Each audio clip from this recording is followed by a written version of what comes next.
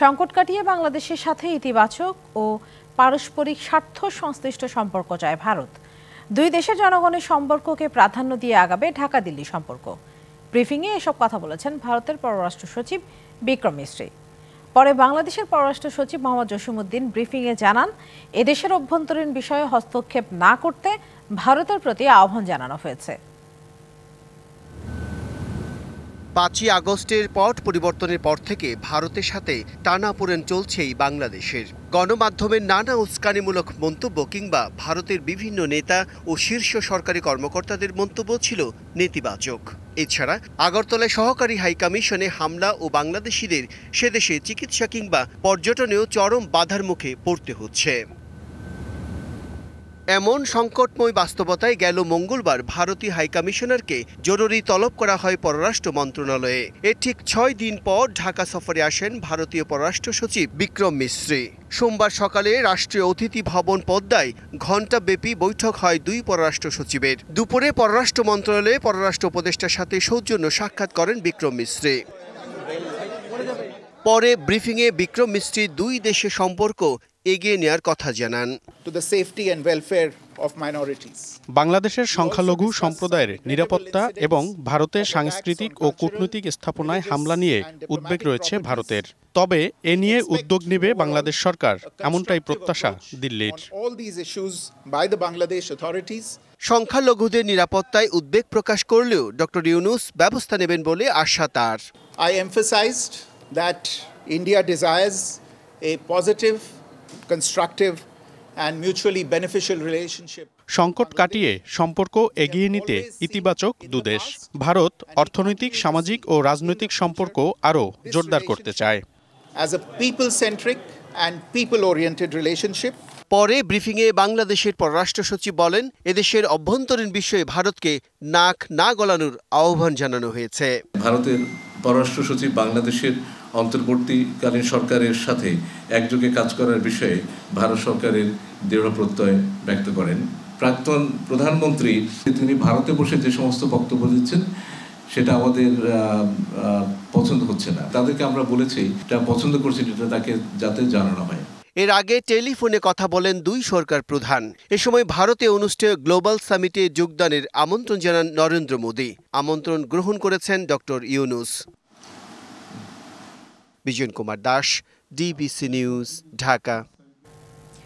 দুই দেশের সম্পর্কে যে মেঘ জমেছে সেটি দূর করার ব্যাপারে ভারত আগ্রহী বলে জানিয়েছেন দেশটির পররাষ্ট্র সচিব। সন্ধ্যায় প্রধান উপদেষ্টার সাথে সৌজন্য সাক্ষাৎ করেন ভারতের পররাষ্ট্র সচিব।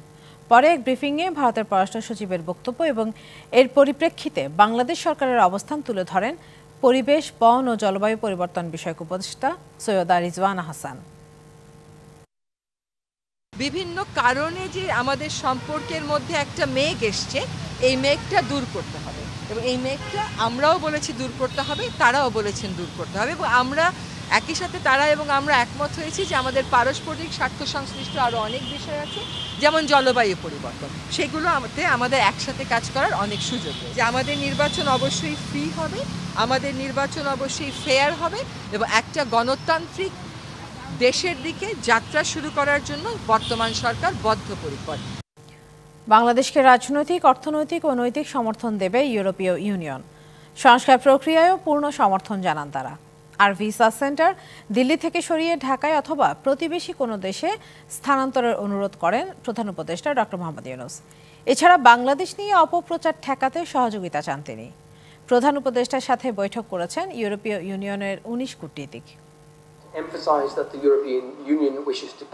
সোমবার দুপুরে অন্তর্বর্তী সরকারের প্রধান উপদেষ্টা ডক্টর মোহাম্মদ ইউনূসের সঙ্গে তার কার্যালয়ে বৈঠক করেন ইউরোপীয় ইউনিয়নের কূটনীতিকরা। 19 সদস্যের প্রতিনিধি দলের নেতৃত্ব দেন বাংলাদেশে ইউরোপীয় ইউনিয়নের head of delegation Michael Miller.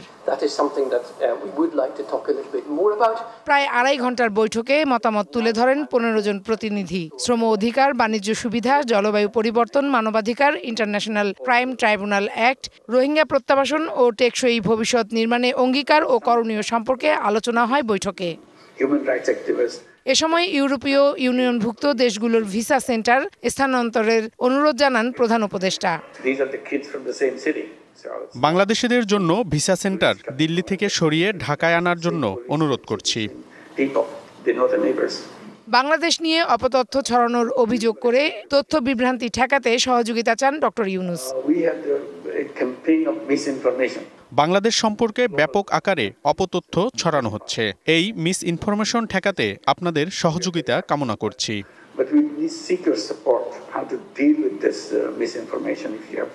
দেশের সব রাজনৈতিক দল ও ধর্মীয় জনগোষ্ঠী ঐক্যবদ্ধ জানিয়ে তিনি সংস্কার ও নির্বাচন প্রক্রিয়া সম্পর্কেও ইইউ প্রতিনিধিদের বিস্তারিত জানান।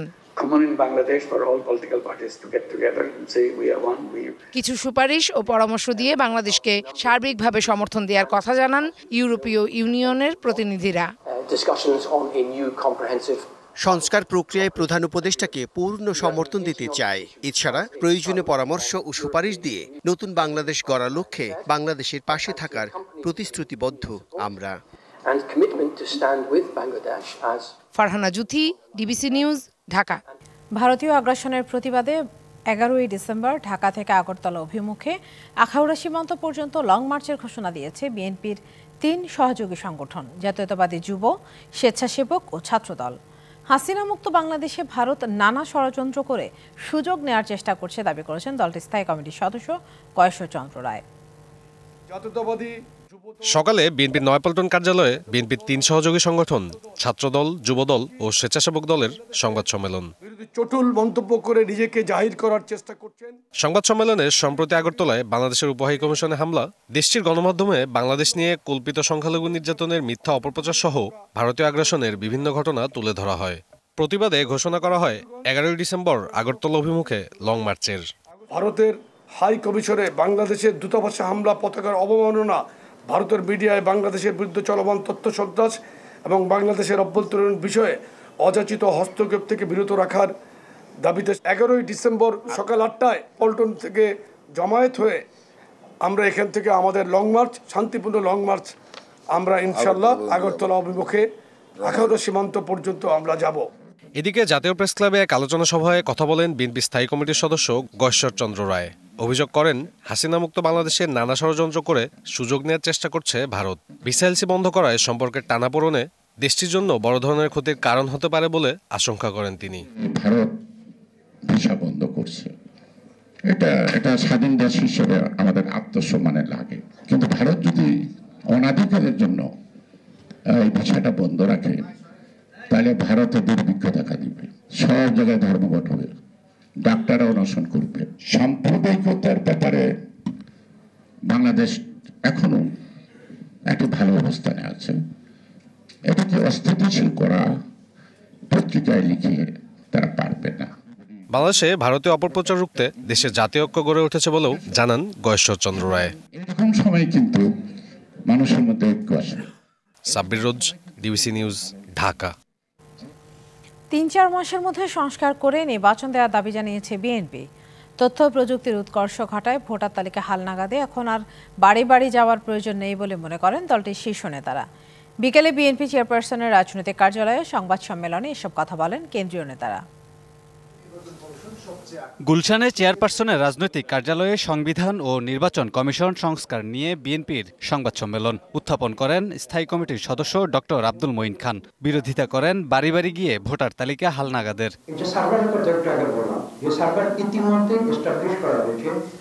নির্বাচন কমিশন কাছে ছিল, সেটা হস্তান্তর করা হয়েছে ওদের পাশে বা হোমমিনিস্ট্রির কাছে, সেটা আমরা ফিরিয়ে আনতে বলেছি। কিন্তু এই তথ্যগুলো কিন্তু আমাদের সার্ভারে ইতিমধ্যে আছে। এখন যেটা প্রয়োজন সেটা তো নতুন করে ভোটার তালিকা করার কোনো প্রয়োজন নেই, এখন হচ্ছে এটাকে আপডেটিং করা।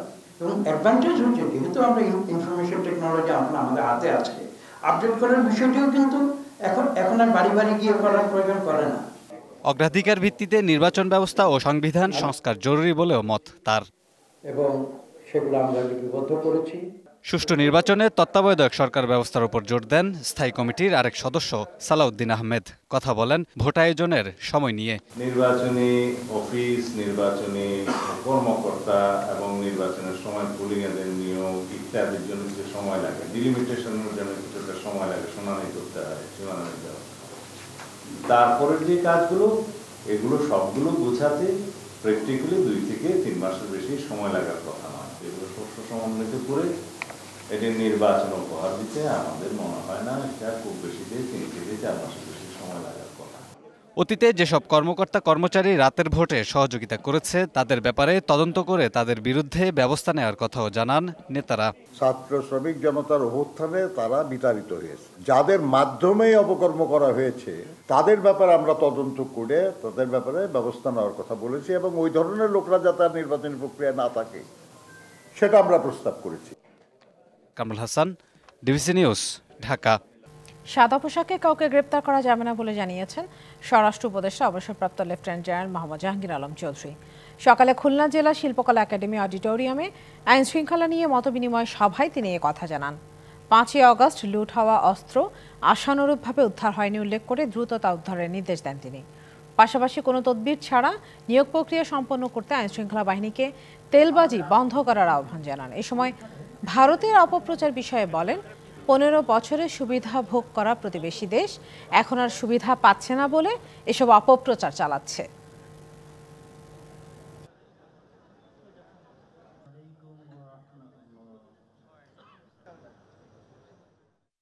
সিভিল ড্রেসে কাউকে অ্যারেস্ট করা চলবে না। সিভিল ড্রেসে এসে সে প্রথম তার আইডেন্টিটিটা শো করবে যে এই আমার আইডি কার্ড। আর কোনো নিরপরাধ যেন শাস্তি না পায় এই দিকে আপনার খেয়াল রাখতে হবে।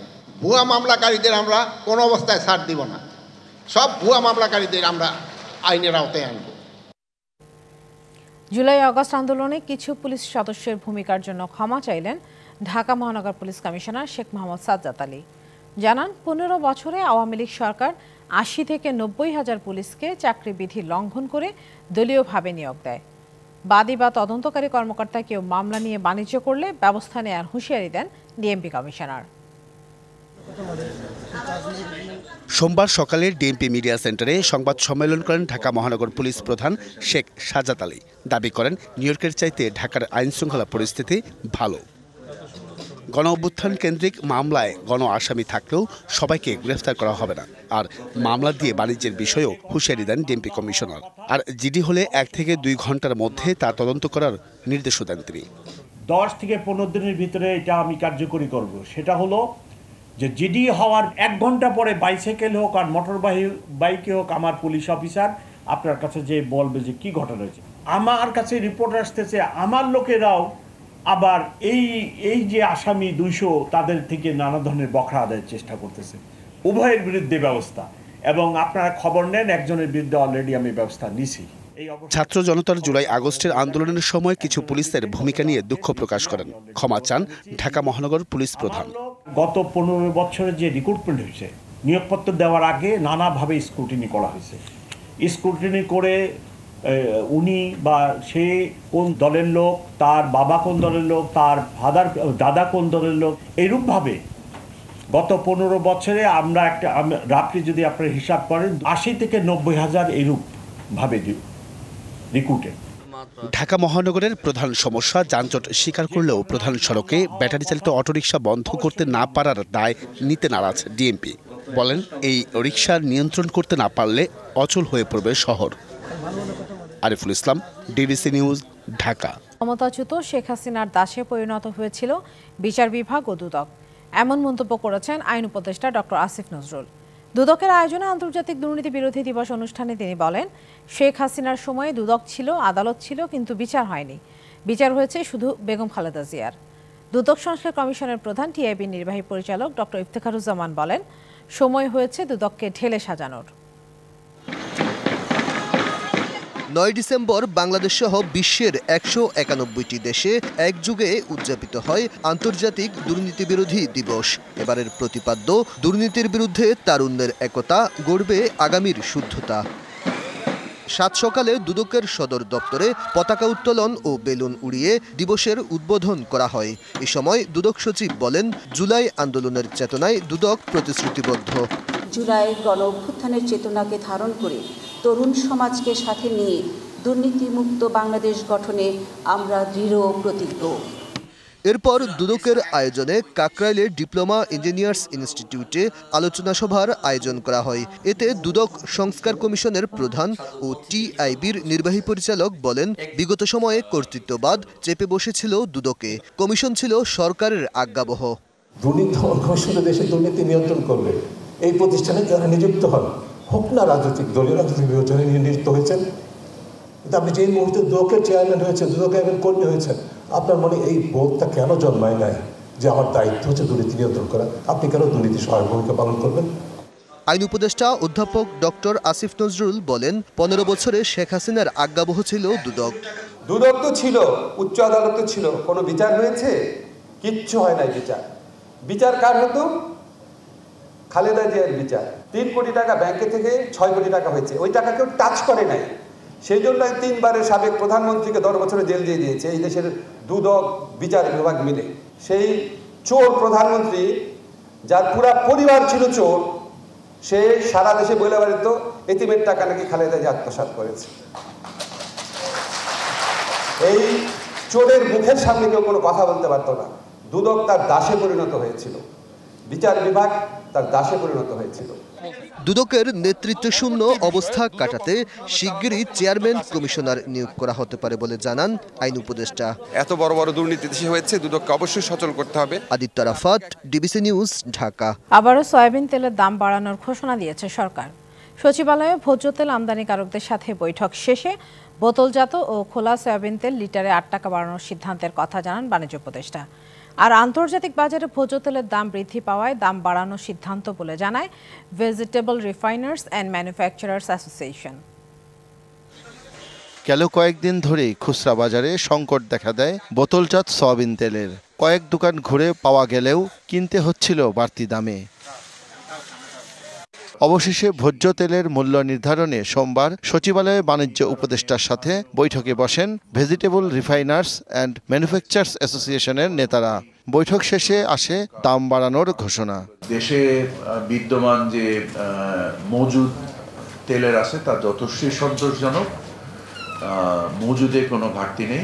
অনুমানের উপরে ভিত্তি করে যে একটা মজুদ তৈরি হয়, আমরা আশা করি যে আমরা সমস্ত কিছু বাস্তব ভিত্তিকভাবে নির্ণয় করার ফলে এই অনুমান নির্ভর মজুদদারিটা আজকের থেকে ইনশাল্লাহ বন্ধ হবে। আজকে থেকেই ওনাদের সরবরাহ ব্যবস্থাকে স্বাভাবিক করবেন।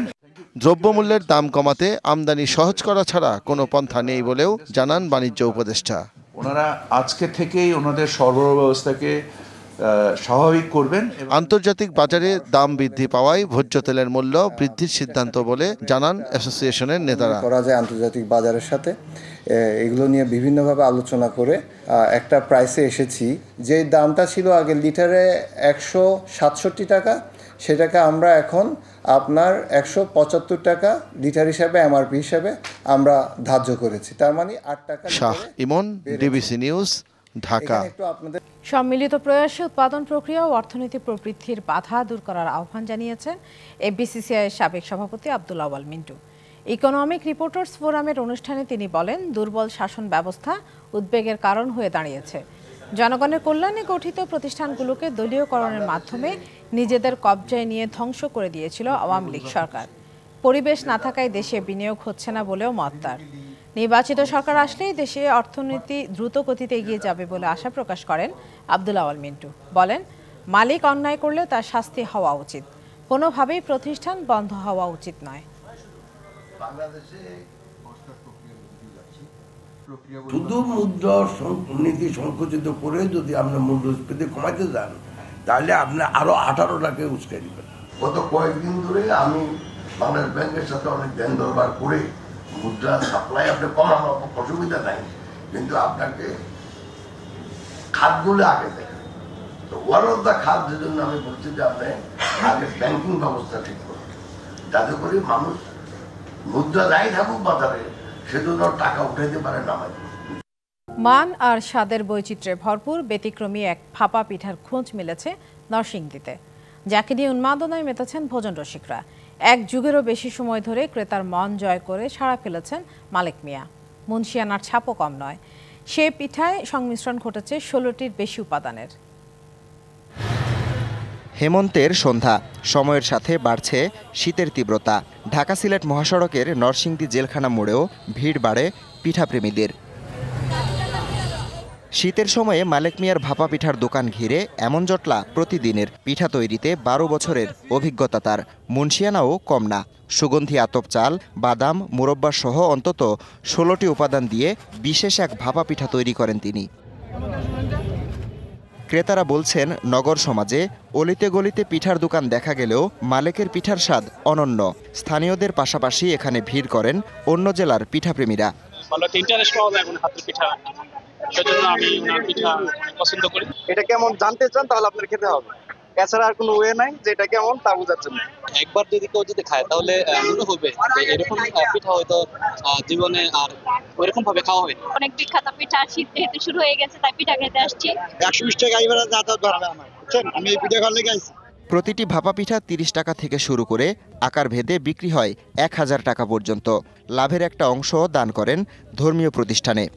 এই পিঠাগুলি আজকে 12 বছর যাবত ফ্রিজের হিসাবে বিক্রি করি। এই পিঠাটা যদি কেউ বানায় খাওয়ায় তাহলে 50,000 টাকা পুরস্কার দেব। এই পিঠার কামাইটা 3টা ভাগ হয়, মসজিদ মাদ্রাসা টিকানায় 2 ভাগ, মালিক মামাই নিজে খায় 1 ভাগ। প্রতিদিন সন্ধ্যা 6টা থেকে রাত 10টা পর্যন্ত 4 ঘন্টায় অন্তত 30,000 টাকার পিঠা বিক্রি করেন মালেক মিয়া। শীত আরও বাড়লে বিক্রির পরিমাণ 50,000-এ দাঁড়াবে আশাদার। DBC news desk. ডিবিসি সংবাদে ছিল এখনকার মতো। ডিবিসি নিউজের সংবাদগুলো পড়তে ভিজিট করুন dbcnews.tv আর ভিজিট করুন ডিবিসি নিউজের ফেসবুক পেজ এবং ইউটিউব চ্যানেল। ডিবিসির সঙ্গে থাকুন।